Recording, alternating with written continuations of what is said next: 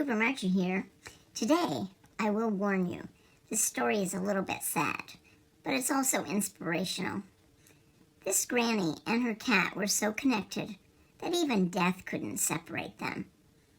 Gabby was 2 years old when her grandparents adopted her, and when they brought her home, she walked upstairs, found a bed to snuggle up in, and settled in. The cat seemed to know she was at the proper place, both for a snooze and for her lifetime. Grandpa passed not long after Gabby became a permanent member of the family, so Grandma couldn't keep up with the huge house on her own, so she and her cat moved into a senior apartment complex. According to Jill Layton, when I was a child, I loved the relationship between my grandmother and Gabby, and I knew that as soon as I could get my own pet, I would. I wanted the same company and unconditional love that Grandma and Gabby offered each other.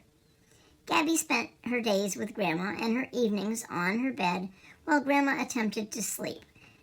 They began to age at about the same time, yet they remained two nice old ladies who valued one another's company.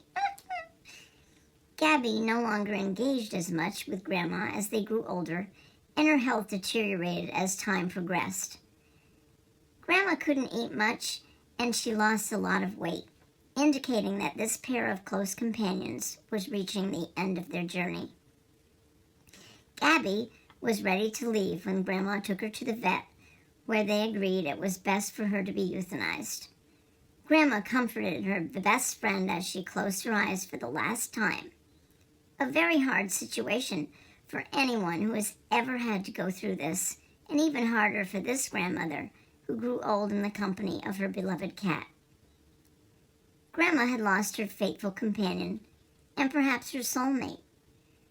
Grandma returned home and fell asleep on the couch, from which she never awoke. She passed away only 4 hours after Gabby. Perhaps it was simply her time, or a bizarre coincidence, or their spirits couldn't be parted. Jill stated, "My dog and I now are as enamored with each other as Grandma and Gabby were. I owe it to my grandmother who taught me the value of having and loving pets. I like to imagine Gabby was there in spirit by Grandma as she breathed her last breath, just as Grandma had done with Gabby a few hours before. They're buried together, and I'm sure their bond is still just as strong." As I stated in the beginning of this story, it is indeed sad, but if you focus on the love they shared, you can't help but see the beauty as well. If you've ever loved an animal this much, and I hope you have, you will know exactly what I'm talking about. Cooper Marcher here. Ciao.